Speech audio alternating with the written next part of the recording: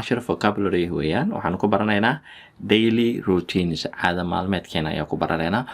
marka daily routine waa caada maalmeedka waxa qofka maalin walba wuxuu u sameeyo marka maalin walba waxa sameeyso waxa ugu horeeyo waxa weeyaan inaad hurdada ka soo toosto Soomaa waxa ugu horeeyo waxa weeyaan inaad hurdada ka soo toosto wake up waa ka toosid weeyaan ama hurdo inaad ka soo toosto get up waa inaad sariirta ka soo kacdo wake up iyo get up wax farqi ayaa u dhaxay wake up inaad indhaha kala furto hurdada aad ka toosto weeyaan get up laakiin waa inaad sariirta ka soo degato Kabar Academy oo ah application luqadda Ingiriiska aad si fudud uga baran karayso adigoo isticmaalayno manhaj caalami ah oo la dhaho CEFR Commonwealth European Framework of Reference for Languages ayaa la dhahaa iyo isbuuc walbana 2 jeer ayaa live la soo galaa haddii aad xiiseynayso applicationka linkigiisa qaybta comment descriptionka waad ka heli karaysaa insha Allah take a shower inaad quwaysatid weeyaan ama have a shower waa inaad quwaysatid take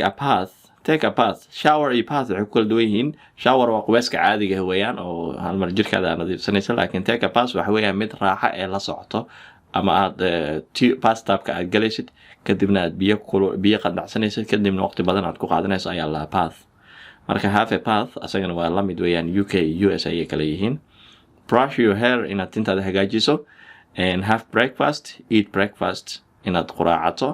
go to work inaad shaqada aado go to school inaad iskuulka aado haddaad iskuul lahayd waxa igu xigo and buy grocery inaad suuqa ka soo iibsato ama soo dukaamaysato alaab iyo waxay raashinka la cunayo grocery marka waa raashinka la cunayo la dhahaa go home waa gurigeena aado cook dinner inaad casho kariso have dinner ama eat dinner waa inaad cashayso weeyaan alright marka waqtiga wuxuu kala baxaa marka day iyo night ayuu kala baxaa down iyo morning markii down waxa weeyaan waa bariga weeyaan markii qorraxda soo baxayso morning waa subaxdii weeyaan alright waxyaabo kale marka meesha noogu jiro iron a shirt waa inaad shirtkaada aad ka wadaysato ama aad feeraysato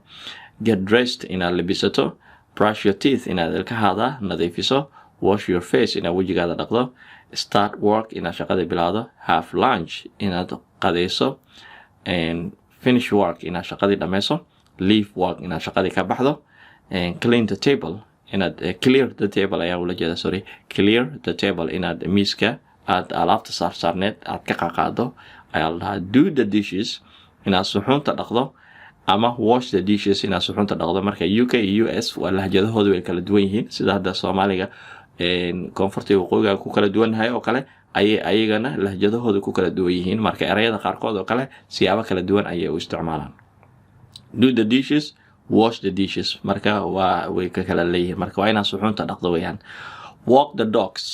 waa inaad eegi socodsiiso walk the dogs marka gaalada ay leeyihiin eeyaha ayayna socodsiiyaan